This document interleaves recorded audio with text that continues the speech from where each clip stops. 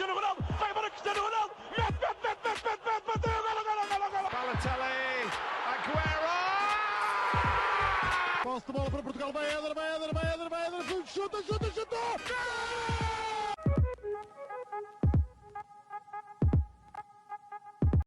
Olá, sejam muito bem-vindos a mais um episódio do podcast O Spaneca. O meu nome é João Blanco, estou na presença do habitual João Gil e na ausência de Miguel Rocha, porque o curso de Direito decide-lhe marcar aulas à última hora.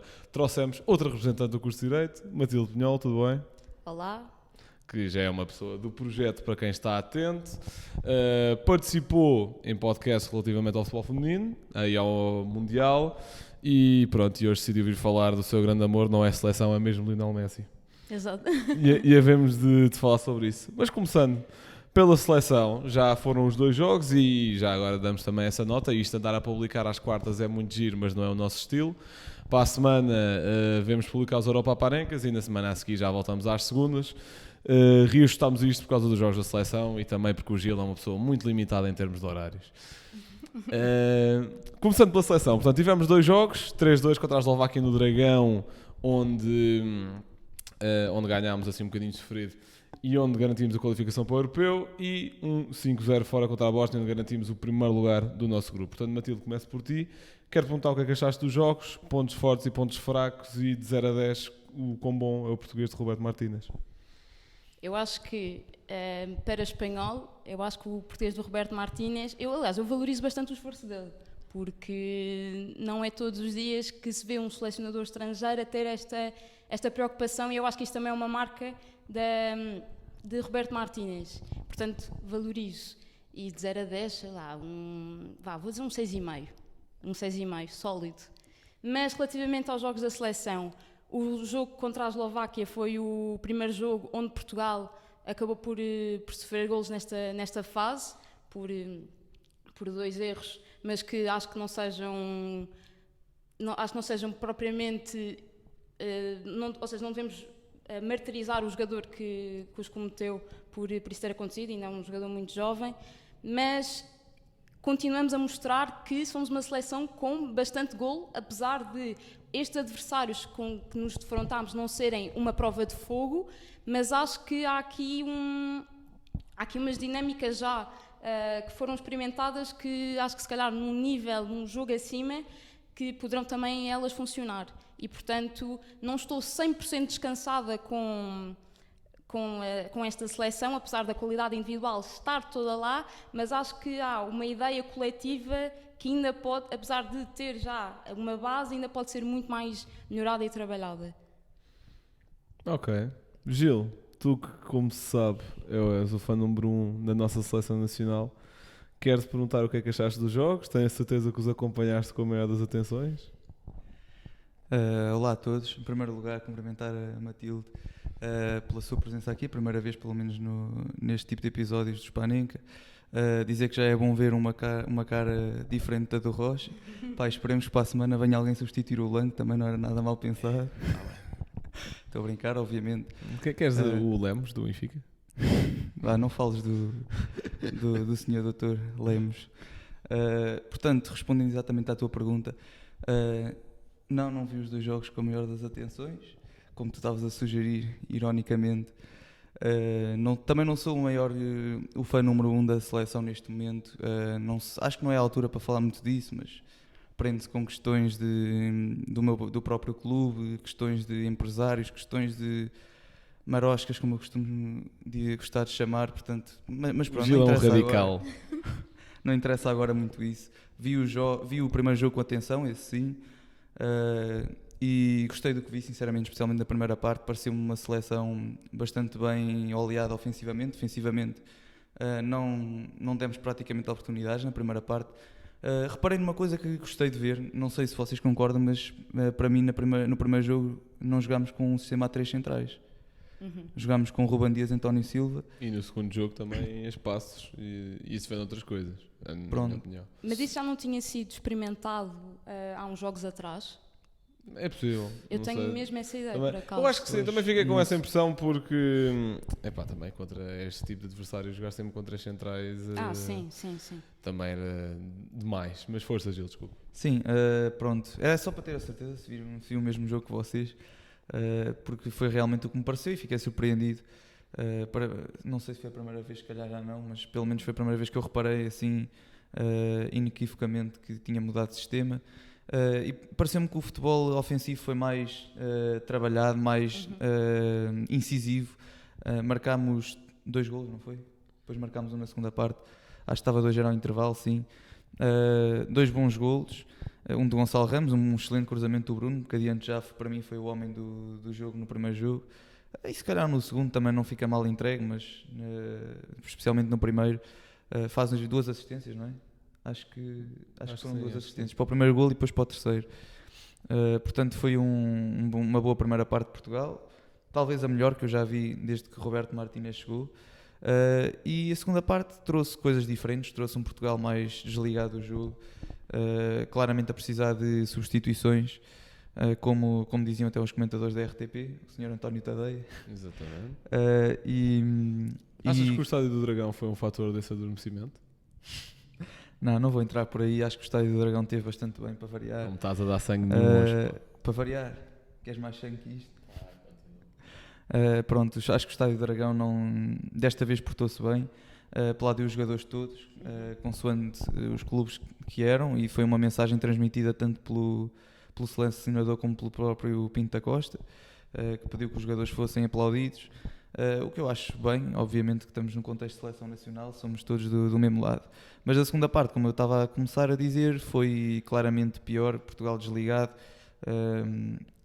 começou. Foi a Eslováquia, não foi? Foi a Eslováquia. Sim. Depois foi a Eslováquia que começou a crescer, teve boas oportunidades, chegou a ameaçar o empate. Portugal marcou 3-1, depois ainda conseguem o 3-2, mas penso que gerimos bem ali a ponta final do jogo. Já o segundo jogo não vi bem a primeira parte, que foi onde houve os 5 golos, portanto talvez a parte mais interessante. Vi apenas a segunda, que foi um pouco aborrecida, e sinceramente não sei, comentem vocês, que eu não vi bem Eu até o te queria segundo fazer uma pergunta pegando naquilo que tu estavas a falar há bocado, de Roberto Martínez ter usado não o sistema 3 centrais, mas 2. Queria te perguntar se tu achas que isso prova em contrário todas as pessoas que chamam Roberto Martínez de conservador, na sua abordagem. Certo.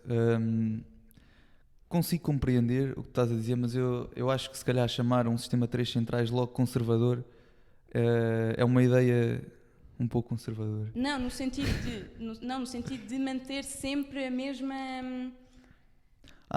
Ok, manter o mesmo sistema e não Exatamente, variar. Exatamente. Pensei É que disso fosse eu tô- no sentido defensivo. Não, nada disso. Ok, não. sim, então nesse caso acho bem que ele mude. Eu sou um apreciador sinceramente mais de um sistema 2 centrais, mas consigo perfeitamente compreender que um sistema 3 centrais também pode ser muito ofensivo, como é o caso do Sporting. Mas sim, acho que faz muito bem em alterar o sistema de vez em quando, porque depende muito dos jogos, não é? Acho que nos devemos também, de certa forma, adaptar ao adversário, não adaptar ao adversário, mas fazer ajustes de acordo com o adversário. Concordo completamente. Sim. Pronto, também um bocadinho da minha opinião. Começar por esse aspecto conservador. Eu acho que Roberto Martínez, enquanto convocar os mesmos 23, vai sempre ser conservador. Jogo com 7 na frente ou 7 atrás, independentemente do que seja. Agora, há tipos e tipos de conservadorismo, não é? Fernando Santos conservava ideias que não faziam qualquer sentido dentro do modelo de jogo. Roberto Martínez parece-me um tipo mais nómada nesse sentido, digamos assim. Não digital, mas futebolístico. E gosto muito da forma como o processo ofensivo da nossa seleção está trabalhado, porque era essa a principal dificuldade que íamos ter neste grupo. Portanto, íamos jogar muitas vezes com seleções que iam fechar-se mais lá atrás. E atenção, é muito complicado criar uma rotina de um bom autocarro, digamos assim, em contexto de seleção. Muito complicado. Mas ainda assim as equipas apresentavam coisas... Lá está, eu acho que até eram eficazes para qualquer outra seleção, ou até mesmo para uma seleção de maior nível. Não digo para sacarem pontos, mas ao menos para não serem humilhadas. E vemos Portugal a dar 5-0, vemos Portugal a dar 9-0 na dupla jornada anterior. Portanto, acho que a nível ofensivo a seleção está muito bem trabalhada. Agora, já dissemos isto várias vezes, não jogámos ainda com nenhum adversário que seja do nosso nível e nesse sentido é preciso testar a defesa. Nem Nem próximo. próximo. Claro que sim. Portanto, nesse sentido é preciso testar a defesa em momento defensivo. Portanto, qualquer pessoa que acompanhe um bocadinho o Sporting sabia que o Gonçalo Inácio neste grupo ia fazer mel daquilo que quisesse, não é? E não estou a dizer que o Gonçalo Inácio não sabe defender, porque sabe também bastante bem. O que eu estou a dizer é que a defesa num todo, ou seja, eu acho que se formos para cima da França com uma linha de 4 onde os laterais são Dalot e Cancelo, eu acho que é muitas rezas ou um 5-5, não é? Vamos ver, também depende muito das rotinas e depende também de quem jogar no meio campo. Porque, por exemplo, conseguimos fazer um bocadinho esse camaleonismo tático que para mim existiu agora mais no jogo com a Bósnia. Porquê? Porque o Danilo era o central pelo meio. E nesse sentido, tanto pode fechar com o médio defensivo e depois o Inácio e o Ruben Dias fecharem dentro, como estarem numa linha de 3 centrais mais declarada para o Cancelo e o Dalot subirem mais. Portanto, Sim, lá está. E eu acho que o Inácio, tanto no Sporting como se calhar na seleção, também é aquele central que ajuda na construção. E isso para um futebol ofensivo como se quer ter na seleção, acho que é extremamente importante. concordo completamente. Mais alguns pontos que eu queria dar. O Gil já tocou um bocadinho. Bruno Fernandes, é muito bom vê-lo este rendimento pela seleção, apesar de ser, lá está, o grupo que é. Mas raramente o vimos assim com Fernando Santos. Decidiu, por acaso, o play-off que nos levou ao último Mundial, contra a Macedónia do Norte, decidiu esse jogo. Mas raramente o vimos assim. Ronaldo também já voltou às boas exibições pela seleção, o que é bom. Já não é aquela ilha lá no meio em Um bocado que... perdida. É que era só cruzamentos para ele e siga. Já vimos o Ronaldo mais associativo e acho que a boa forma no clube também ajuda. E uma estabilidade psicológica no geral. A nível do meio campo, para além de Bruno Fernandes, não tenho grandes destaques. A nível individual, para além destes três, portanto, Gonçalo Inácio, Ronaldo e Bruno Fernandes, também não tenho enormes... Aliás, mentira, tenho um, que é Diogo Costa, que apesar de termos sofrido 2 golos, podíamos ter sofrido ali um 1-0, já nem me lembro, da Eslováquia ali no início do jogo, num lance complicado na nossa área, que ele resolve de uma forma por instinto daquilo que um guarda-redes deve ter. E agora, tocando se calhar um bocadinho mais no ponto negativo também para vos perguntar, quero-vos perguntar por 2 jogadores, que foi os 2 que eu também falei mais no último episódio, que são Totti Gomes, se está a fazer o mesmo itinerário que o Pote fez no último europeu, ou, tal como disse no Twitter, se anda a fazer de Mizzy Miles a girar pela Europa. Tinha de vangloriar. Exatamente, Gil. E até podes começar tu.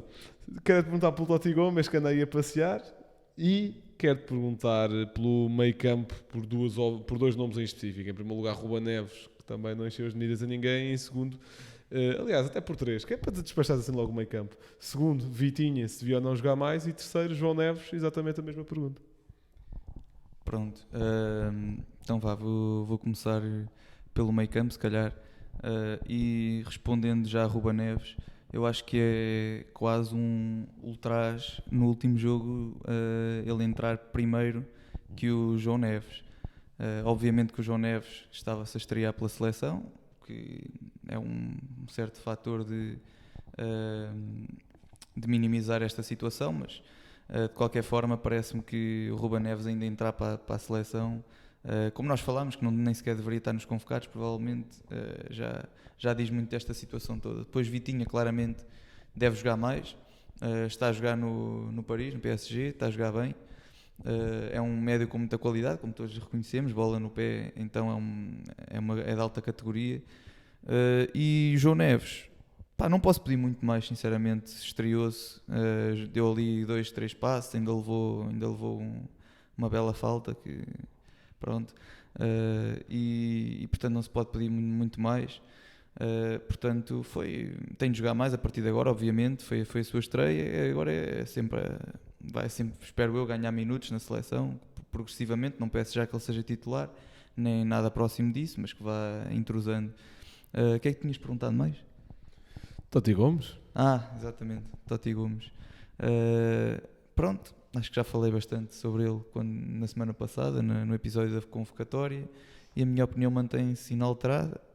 Foi dar uma voltinha. Então vou-te fazer a pergunta de forma um bocadinho mais geral. Achas que faz sentido, seja ele o jogador qual for, de convocar alguém para não lhe dar minutos, sendo que ele está, ao que tudo indica, totalmente apto para jogar? Pronto, eu tenho aí uma opinião muito concreta. Era o que eu pensava, por exemplo, com jogadores como o Rafa e o João Mário que iam à seleção e tinham 1 minuto, 2 minutos, entravam aos 88 e às vezes nem entravam. Eu, por acaso, espero não estar aqui a dizer uma mentira, mas quase que poderia jurar que o Rafa deve ter mais convocatórias do que jogos jogados pela seleção, portanto já demonstra um pouco mais do quão triste é essa situação para um jogador e para um Aqueles adepto. factos onde a fonte é vozes da minha cabeça, não é? Não, é uma questão de consciência e de bom senso. Não sei, obviamente estou aqui a dizer, não tenho a certeza absoluta deste dado, mas quase certeza que será assim. Não sei se vocês acham que o Rafa jogou muito. E já agora falar da situação de Totti Gomes em si, para isto, lá está, não vale a pena ser convocado. Se calhar para o jogador vale a pena, porque vai ali treinar com outros colegas, vai ganhar projeção mediática, vai para a sua seleção, que deve ser sempre um orgulho de representar, mas no final das contas, se é para isto, não conta grande coisa.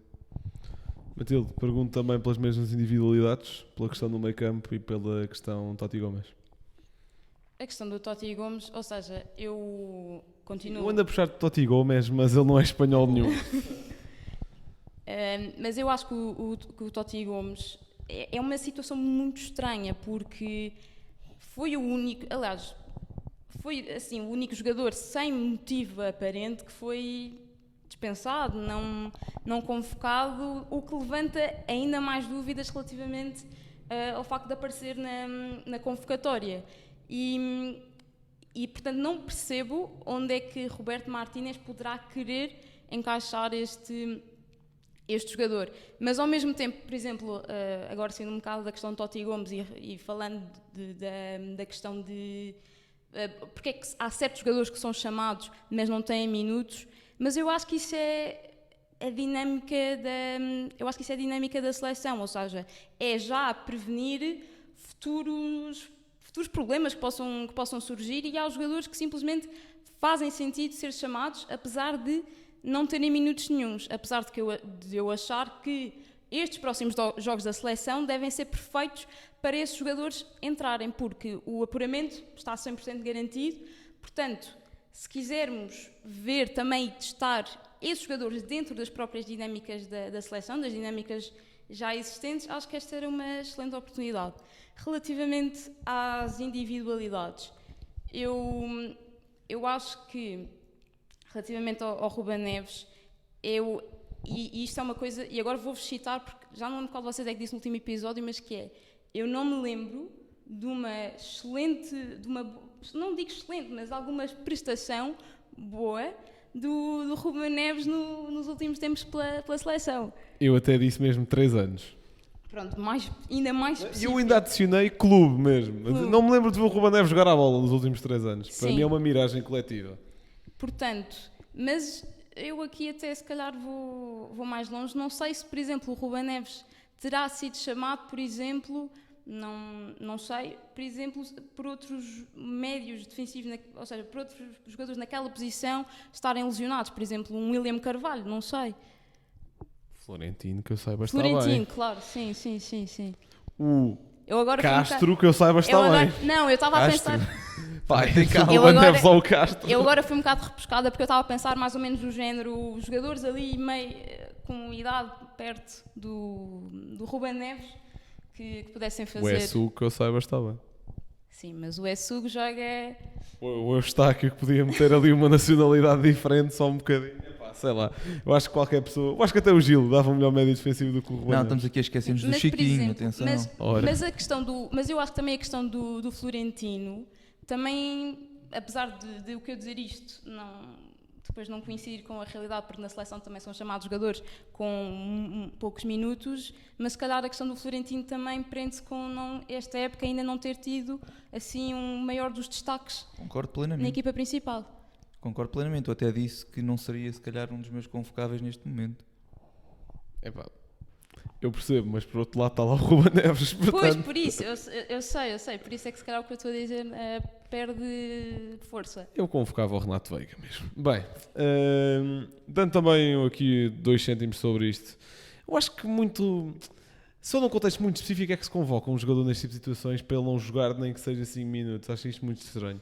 Posso dar o argumento de, viemos...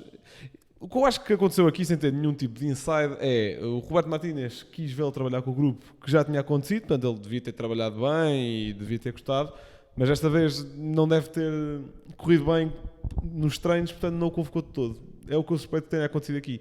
Porque, se isto já estava premeditado e se já houve uma convocatória a pensar, estes centrais vão jogar, o Totti Gomes vem cá fazer turismo, não faço ideia. E isto quando saíram 2 jogadores de uma convocatória, não é? Portanto... ia deixar mais gente fora ou ia rodar mais? É essa a pergunta que se impõe. Mas eu acho que também um bocadinho, ir ao encontro daquilo que a Matilde disse, eu acho que o principal objetivo agora para a dupla jornada de novembro é convocar malta nova. Já não conta para absolutamente nada e tal, mas é importante criar aqui um grupo na seleção. O grupo já está criadíssimo, já toda a gente sabe quem é que vai ao europeu e quem é que já não vai. E isso é que é perigoso, não é? Sendo que ainda falta uma época para o europeu. 8, 9 meses. A próxima dupla jornada tem de ir nomes mais alternativos, tem de ir o Bruma. Se mantiver a forma, tem de ir o Paulinho. Se começar a ter mais destaque, tem de ir o Florentino. Um Fábio Vieira, por exemplo. Não estou a dizer para se convocarem 23 novos, não é? Tenho a certeza que o Ronaldo, Bruno Fernandes, Bernardes, Rafael Leão, vai lá de certeza. Ruben Dias, etc. Mas trocar um bocadinho. Acho que nem o Cancelo, nem o Ronaldo, nem o Bruno Fernandes vão ficar muito chateados e fazer birra por não poderem jogar com a Islândia na Luz, não é? Acho que é preciso rodar um pouco e acho que é esse o objetivo que se segue para Martínez, ou pelo menos acho que é isso que a malta vai ter mais expectativa na próxima dupla jornada, visto que já não conta para absolutamente nada. Bem, queres dizer mais uma coisa? Não sei se vai já acabar o tema. Mas força, Sim. diz. Pronto, queria só falar de uma situação ali, António Silva, Gonçalo Inácio, esses 2 centrais. Se calhar... falar outra coisa, afinal. Não. Era aquela trocação do Diogo Costa com o António Silva. Pensava que ias falar disso. Não, olha, por acaso eu vi isso, mas não... Acho que não. Sim, mais uma coisa, não faz sentido nenhum ter a polémica que tem. Mas sim, desculpa. Sim.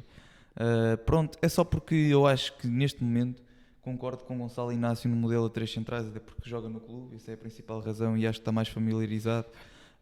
E gostei bastante de ver o António Silva no modelo com 2 centrais. Portanto, eu acho que, não digo que tenha de ser sempre assim, mas penso que neste momento, de acordo com o modelo do treinador, acho que faz mais sentido ter o Gonçalo Inácio, portanto, do que ter o António Silva. Mas claro, acho que deve haver rotação, como é óbvio. Mas por mim vão os 2. Não, vão os dois, mas... No sistema a 3 centrais, Ruben Dias, António os dois Silva ao mesmo e tempo. Inácio, ou não? Com o Ruben Dias. Ou queres para o Danilo? Eu prefiro o António Silva. Eu prefiro o António Silva. Eu prefiro o António Silva e já sabemos que o Pepe também já não vai caminhar para novo. Portanto. Sim, por aí perfeitamente. Mas se não puder, se tiver de ir o Danilo por alguma razão, acho que faz mais sentido em 3 centrais ir o Gonçalo Inácio e em 2 centrais ir o António Silva. Mas sim, concordo plenamente, os 2 ao mesmo tempo também dá. Tá lá. Passando para outro tema, visto que agora do nada toda a seleção italiana decidiu começar a apostar. E também já tínhamos tido o caso recente do Ivan Toney, que ainda está suspenso pela Premier League de jogar, mas ainda se vai treinando pelo Brentford. Queria-vos perguntar, Matilde, agora começando por ti, achas que faz sentido um jogador de futebol não poder apostar, mesmo que seja em eventos esportivos, pelo menos em eventos futebolísticos, que não tenham minimamente nada a ver com ele? Eu por acaso acho essa pergunta é uma pergunta complicada porque, ou seja, é de caras que um jogador não deve apostar num jogo que vá disputar porque há um conflito de interesses. Ainda assim eu tenho um bom argumento contra isso, mas força. Ok, tudo bem. Já diz a seguir. Mas eu acho que mesmo assim, de certa forma, continua a haver um conflito de interesses. E agora estou-me a lembrar, por exemplo, se calhar, não sei se acham que pode estar relacionado ou não, mas a questão do Paquetá. Ou seja, de os jogadores entre si terem ali um género de uma dinâmica onde eles próprios influenciam os jogos com base em apostas que eles sabem que existem, ou para eles, ou para a equipa deles, e eu acho que isso estraga o espetáculo do futebol e os jogadores estão impedidos, lá está, de apostar em jogos da FIFA, da UEFA, e eu acho que há mais outra organização, mas acho que estas são assim as principais, portanto eu eu percebo a ideia e concordo, mas se houver bons argumentos, posso ponderar. Gil? Pronto, olha, eu para já não sei exatamente, não estou muito dentro do contexto do que é que se passou exatamente. Não, basicamente o que aconteceu na seleção italiana foi que o Fagioli e o Tonali E o Zaniolo também. eram imensos jogadores italianos, mas tanto o Tonali como o Fagioli eram assim os principais e, aliás, acho que o Fagioli declarou-se culpado e acho que vai enfrentar uma suspensão de 7 meses, que até vai ser mais reduzida porque ele se declarou culpado e disse logo que tem ali um problema de vício em apostas, não é? E acho que o Tonali veio meio de arrasto. Pelo que percebi, o Fagioli foi um bocado chibo. Pelo que percebi. Para o bom ou para o mau, mas pronto, agora o Tonali também já foi apanhado, já está a dizer que também tem um vício, blá blá blá. E obviamente que isto aqui, a pergunta não se prende com ter um vício ou não, e são questões de saúde. Estamos aqui o que eu estou a perguntar é se faz sentido os jogadores terem essa limitação especial que outras pessoas não têm. Sim, sim. Pronto, quanto a isso, eu tenho uma opinião bastante clara e acho que os jogadores não devem poder apostar, fazer apostas em competições em que o seu clube joga. E pronto, noutras não me parece que haja problema, mas pelo menos em competições em que estejam envolvidos direto ou indiretamente, acho que não devem apostar. Olha, estou-me a lembrar de um exemplo com as devidas diferenças, que são muitas, mas do David Carmo tem uma cláusula no contrato que é que se o Porto for campeão, o Braga ganha mais um X. Meu. Pá, é na mesma. Meu, isso são cláusulas que se fazem em todo lado, meu. Pronto, mas eu na mesma acho que pode adulterar claramente a realidade de um campeonato. O Braga vai... O Braga... A realidade desportiva. Aliás, o Porto vai abdicar de ser campeão para não ter de pagar o dinheiro ao Braga? Não, simplesmente Ou o Braga cláusula... vai abdicar de lutar pelos seus objetivos não, para receber o dinheiro a do cláusula Porto? não deveria ter sido feita. Não, isso era simplesmente tipo, era assim, era isso. isso era tipo o Sporting que não tinha de pagar o resto que faltava pagar pelo Trincão se descesse de divisão. Sim, mas eu acho na mesma que isso pode estar sempre... Mesmo que não esteja na cabeça dos jogadores ou de qualquer pessoa que seja ligada ao futebol, pode estar na cabeça dos adeptos e vai sempre gerar confusão.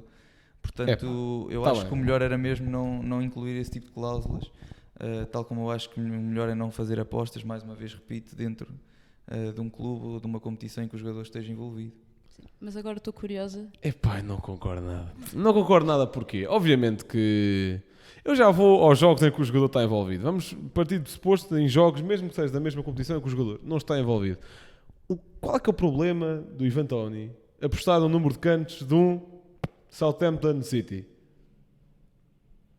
Agora vocês podem dizer, pode conhecer lá os jogadores e pode influenciar ali a aposta, epá, pode ali falar. 2 argumentos quanto a isso. Em primeiro lugar, também eu, apostador comum, posso conhecer alguém no Estoril e dizer, olha, tira-te lá para o chão aos 90, dá-me jeito. Isto são contactos que toda a gente tem, não faz sentido os jogadores serem restringidos pela sua base de contactos, se for esse o argumento.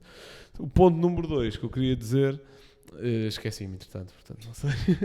Não, mas por exemplo, pegando na questão do Paquetá que eu falava há bocado, eram os amigos dele que faziam também esse género de apostas e lá está, o jogo foi influenciado pelo que o Paquetá sabia que os amigos dele tinham apostado. Pronto, isso é outro caso, que é, e eu aí era o ponto que eu me tinha esquecido, que é, aqui no meu cenário hipotético em que o Ivan Toney teria dito a um amigo de outra equipa para fazer isto, aqui a culpa não está no Ivan Toney de certeza, não é? Aqui a culpa está em quem se deixa corromper. E aí chegamos aos jogos em que os jogadores estão envolvidos, em que o meu argumento eu já sinto que é mais facilmente contraditório, mas eu também vejo a poder funcionar, que é o seguinte. Qual é que é o problema? Obviamente que existe incompatibilidade se eu for apostar em mim próprio, na medida em que, olha, vou apostar que tenho um amarelo. Pá, uma coisa negativa, obviamente, vou estar a prejudicar a minha equipa, vou estar a comprometer aquilo que são as regras de competitividade, etc., a troco de uns trocos. E agora, qual é que é exatamente o problema? Pegando outra vez no exemplo do Ivan Toney, também podia pegar no Tonali ou no Fagioli. Qual é que é o problema do Ivan Toney? Sentir-se todo confiante e dizer, olha, vou marcar as próximas 9 jornadas, tal. Dentro da minha cabeça, o único problema que se calhar pode haver, e aí eu ser um bocadinho se calhar mais resistente a esta coisa deles apostar nos próprios jogos, é que se calhar em lance em que poderia dar uma assistência e ser mais produtivo para a equipa, vai ter a coisa de rematar, mas isso também ele pode ser se fizer simplesmente uma aposta consigo próprio, vou marcar 9 gols em 9 jornadas, não envolvendo dinheiro, não envolvendo casa de apostas, uma coisa consigo próprio. Portanto, Como assim? imagina que o Ivan Toney tinha um objetivo para si próprio. Nas próximas 9 jornadas vão marcar 9 golos. Não aposta, não faz nada. Tem esse objetivo para si próprio.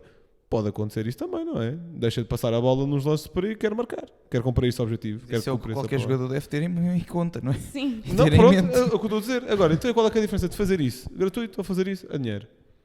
Acabaste de dizer a diferença. Opa! Para eles! Pá, depende se apostares €1 ou não, mas se apostares milhares... Opa, a diferença... Ou Não, milhões. o que eu quero dizer é, obviamente que há a diferença do dinheiro, mas para mim a diferença é, em termos de incompatibilidade, qual é a diferença que isto causa à verdade esportiva?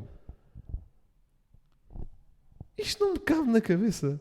Mas eu percebo que isto ainda seja mais complicado. Agora, em jogos em que eles não estão minimamente envolvidos, por que raio é que eu, Jude Bellingham, não posso apostar no número de remates à baliza num Sporting Benfica? Ou mesmo que o João Neves marca gol num Sporting Benfica? Lá está, eu estou a dizer, dentro da mesma Tá bem, competição. mesma competição. Porque é que eu, Jude Bellingham, não posso apostar com o Pedri, marca um hat-trick contra o Valladolid?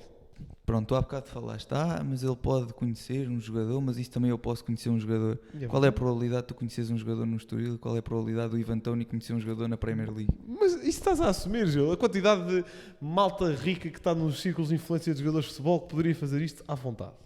Não estou a dizer, não estou a dizer eu, não é? Isto não, tá isto bem, não faz mas- grande sentido. Os jogadores já têm tantas restrições por coisas que a profissão implica a nível, sei lá, de saúde, a nível de performance esportiva. Agora, não podem fazer apostas em coisas que eles não estão envolvidos. Epá. Então, o Rooney, não era o Rooney, foi o Sturridge. Também teve uma data de tempo suspenso porque tinha apostado, quando estava na Turquia, tinha apostado em jogos em Inglaterra. Porquê? Isto não faz sentido nenhum na minha cabeça. Agora, o Ivan Toney, de facto, tinha apostado, e eu até fui pesquisar neste episódio, o Ivan Toney, algumas das apostas envolviam ele marcar, até. Na minha cabeça, não, isto não cria incompatibilidades, não é? No máximo é mais um incentivo. Olha, se eu não marcar, lixo-me. Mas eu só tenho, relativamente a todos os casos que referiste, eu só tenho uma questão. As apostas, porque eu acho que também interessa isto, que é, as apostas eram feitas de maneira legal ou ilegal? Isso é outra questão, isso claro que sim. Agora, para eles tem de ser feito de maneira sempre ilegal, não é? Porque se eles não podem, se for de forma legal, como é que uma Então, se pessoa... calhar devias ter começado por aí. Não, mas calma, mas eu estava a pressupor que seria legal eles fazerem. Porque a partir do momento em que, aliás, ser legal ou seja, é legal a pessoa Ivan Toney apostar. Mas, por exemplo, em Itália, eu penso que seja, não quero estar a dizer errado, mas eu, do que eu li, acho que os jogadores podem apostar, mas em sites autorizados. E o que se passou neste caso foi apostas ilegais mesmo. Epá, pois. Eu acho isso também um bocadinho caso de burrice, pá. Eu pegava ali num amigo que seja de confiança e olha, aposta por mim. Não sei. Mas... Mas essas coisas também facilmente chegas à vou- origem. Epá, sim, mas depois ir provar, não é? Mas vou pegar no caso português. No caso português, quando tens de entrar numa casa de apostas, tens de dar cartão de cidadão, por exemplo. Qualquer apostas legais. Obviamente que, não sendo ilegal para o cidadão João Neves, para o cidadão Victório Oqueras, apostar num jogo, ele depois, se associarem ao cartão de cidadão a uma casa de apostas, em um dia, alguém do clube vai dizer o que é que tu andas aí a fazer, não é? Vai chegar aos ouvidos. Agora, por isso, recorrem a sistemas ilegais. Não estou a dizer que é correto. O que eu estou a dizer é, se pudessem apostar em si próprios, não recorreriam a coisas ilegais, a menos que fossem parvos, como foi o caso do Tonali e do Fagioli, aparentemente. Não sei se é por odds melhoradas ou lá do que é que seja, mas esta restrição das apostas coça-me um bocadinho. Pronto. É tudo? Percebo. Pronto. Bom Sim. saber Sim, ganhar a discussão. podes seguir. Para fechar, só mais um tópico. Vamos falar de bola de ouro, porque surgiu aí o inside do Diário Sports de que o Messi vai vencer a prova, o prémio, aliás. Apesar da entrega ser só daqui a 2 semanas, decidimos já adiantar um bocadinho isso. Sim, acho que é dia 30 de outubro. Bem, e esta posso começar eu, visto que é um tema próximo. Epá, cagando a palhaçada. Epá, atenção, já falámos aqui muitas vezes de Messi e Ronaldo. Lionel Messi para mim é o segundo melhor jogador que eu já vi jogar, é das melhores coisas, das coisas mais bonitas que eu já vi acontecer no futebol. Uma coisa que me irrita solenemente são os fãs incondicionais, tanto de Messi como de Ronaldo, mas agora com o Mundial os do Messi ficaram impossíveis e eu agora tendo a ter um bocadinho rédea mais curta para tudo o que acontece do Messi. Inclusive para o senhor Infantino, que durante o Mundial esteve imparável nas declarações, olha, era tão giro que o Messi ganhasse. Passado um mês, olha, e não é que ganhou. Irrita-me estas coisas por um tipo que devia ser de um líder isento de uma organização que regula o futebol internacional. Mas siga. Agora, aparentemente vai acontecer o mesmo na Bola de Ouro. Duas coisas, em primeiro lugar, isto só desprestigia do que prestigia a carreira e os feitos do Messi. Porque muito provavelmente vai ser a última Bola de Ouro que ele ganha e a malta vai sempre lembrar-se daquela de olha, o Messi tem 8 bolas de ouro. Mas aquela última foi uma roubalheira, ele durante a carreira foi carregado sempre. Quando isto é completamente mentira. Portanto, passa esse legado para o futuro, uma coisa completamente estúpida. E ele já tinha ganho outra que as pessoas também consideram que foi injusta. Não me Sim, estou a lembrar do ano em específico. Foi Lewandowski, acho que é isso. Não, do Lewandowski foi cancelada. Exatamente. Se calhar foi do Van Dijk? Já não me lembro. Mas pronto. Mas sim, é assim, desde 2018 que a Bola de Ouro para mim já não faz sentido nenhum com aquela do Modric. Mas isto aqui não é uma questão de ser o Messi, porque já o Ronaldo Fenómeno ganhou a Bola de Ouro só por causa do Mundial e já até havia outros jogadores que o fizeram. Mas custa-me um bocadinho esta diferença de critérios. Porque é que num ano, por exemplo, o ano passado, Benzema deu-se tanta importância à Liga dos Campeões que fez, e para mim, ainda bem, não é? É só por não há uma grande competição. Também, acho que se não me engano, ficou para a América o ano passado, portanto, irrita-me, não é? Sim, mas o ano passado também não tiveste uma competição de clubes a que te agarrar para fazer estas comparações. Sim, se calhar o Benzema dominou um bocadinho mais o panorama, nesse sentido, e se calhar este ano tens mais competitividade. Mas para mim também não faz sentido haver esse tipo de competitividade. Desde quando é que nós podemos assumir que um jogador que fez um mês extraordinário como fez o Messi pode sequer comparar com o ano que fez o Haaland ou o De Bruyne? É uma coisa que não faz sentido nenhum na minha cabeça. Não é por ser o Messi, lá está, mas irrita-me esta diferença de critérios. Por exemplo, quando foi o Schneider em 2010, que ganhou treble, chegou à final do Mundial, aliás, acho que se não me engano, foi o melhor jogador desse Mundial, ou se estou a dizer alguma mentira, não sei. Se calhar não, mas tendo em conta aquilo que foram as somas entre clube e seleção, se formos seguir o mesmo critério, era quem estaria melhor posicionado, não é? Irrita-me isto de circularmos de, olha, este ano é mais importante das estatísticas. Não, este ano volta a ser mais importante os troféus, seja por clube, seja por outra coisa. E isto irrita-me, isto desprestigia um prémio que para mim já perdeu qualquer valor há muito tempo. E lá está, e fica com pena, porque o Messi é um extraterrestre, é um jogador fenomenal e fica associado a este tipo de coisas, tanto porque a Bola de Ouro já está a fazer coisas só para mediatismo e só para ser mais falada, tal como fez o da Best o ano passado, por exemplo, a dar o prémio de melhor do ano ao Dibu Martínez a guarda-redes. E também me irrita o Infantino, e agora lembrei-me também o que é que foi aquele circo que se montou durante o Mundial. Gil? Pronto, acho que revendo assim um bocadinho a época do Messi, começa até bastante bem no PSG, ainda no final do ano passado. Faz Não esquecer que isso é o pior PSG da história. Claro. Faz um número soberbo de golos, acho que passou os 20, aliás, entre golos e assistências, acho que passou os 20 em 4 meses. Depois tem um Mundial que ganha com mérito, portanto, por esses 2 períodos aparentemente estava a correr muito bem o ano e estava numa pole position para ganhar o prémio. E depois acontecem mais 4, 5, 6 meses de PSG em que foi uma sombra, tanto o clube como o próprio jogador, e depois acontece mais, já não sei, 2, 3 meses de Inter Miami em que aí sim recuperou alguma da sua magia, mas também não nos podemos esquecer num campeonato altamente periférico como é o dos Estados Unidos. Portanto, se calhar fazendo um somatório de tudo o que tem sido a época do Messi, neste momento não parece que seja o candidato principal para vencer este troféu, este prémio, e basicamente é isto. Já tiveste um pouco a debater, mas eu acho que não merece neste momento, não é o principal candidato. Força, Matilde. Eu concordo com aquilo que vocês referiram relativamente ao Messi, e eu acho que isto também é aqui uma questão de ver que competições é que se valoriza para considerar que alguém merece a Bola de Ouro. Mas mais do que isso também como tu também estavas a referir, as prestações num ano, numa época.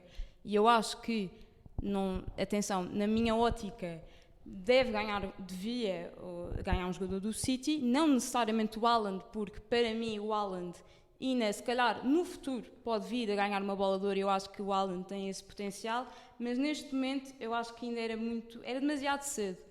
E lá está, também se calhar pode ser injusto para o próprio jogador ser associado a se calhar uma bola de ouro que se calhar merecia mais daqui para a frente.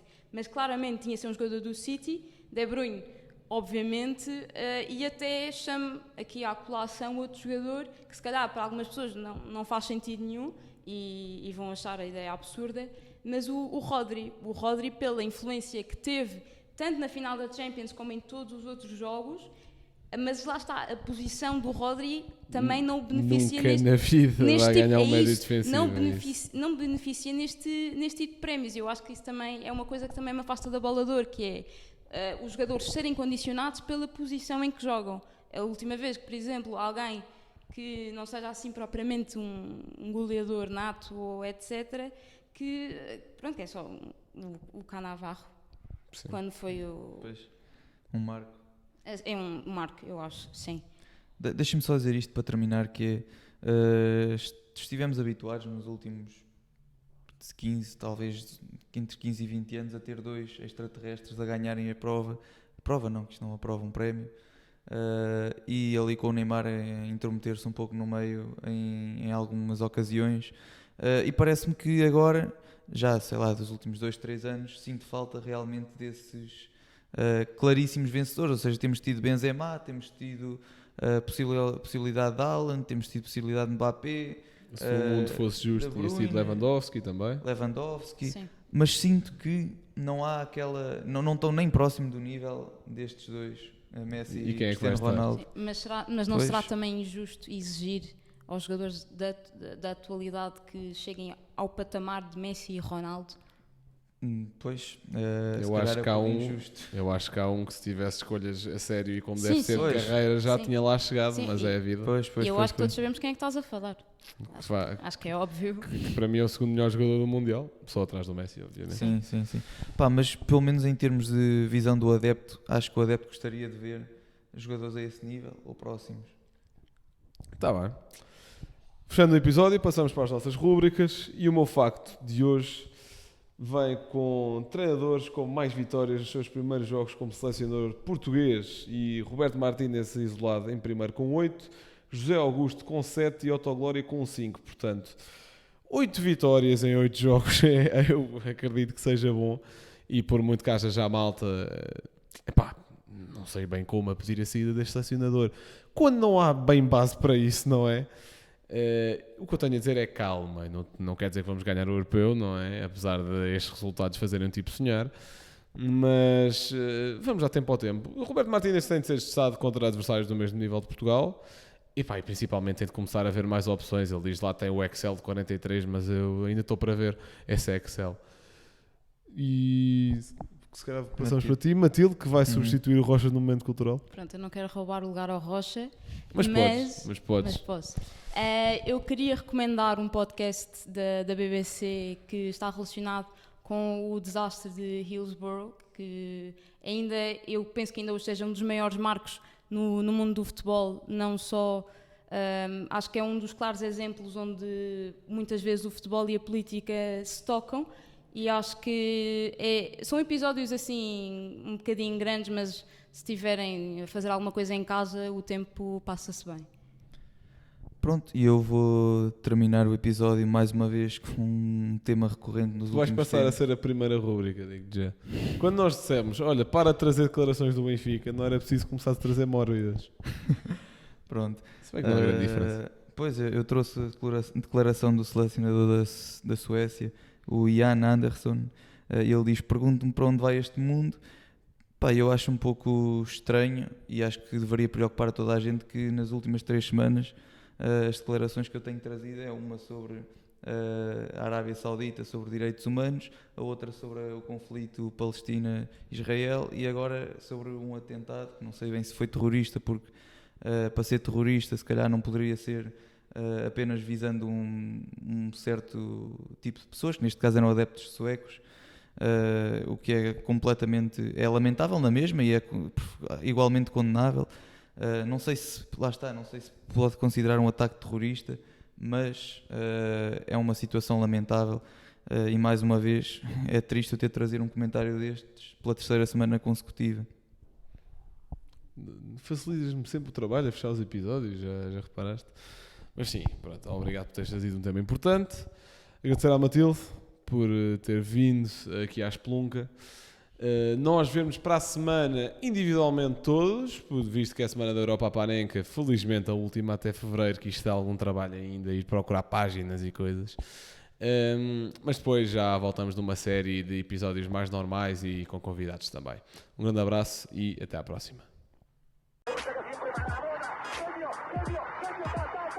Liverpool 3-0. Corner taken quickly, Origi! Está jogado Cristiano Ronaldo. Vai para Cristiano Ronaldo. Mete. Bateu. Golo. Balotelli, Aguero! Posse de bola para Portugal. Vai Éder. Chuta.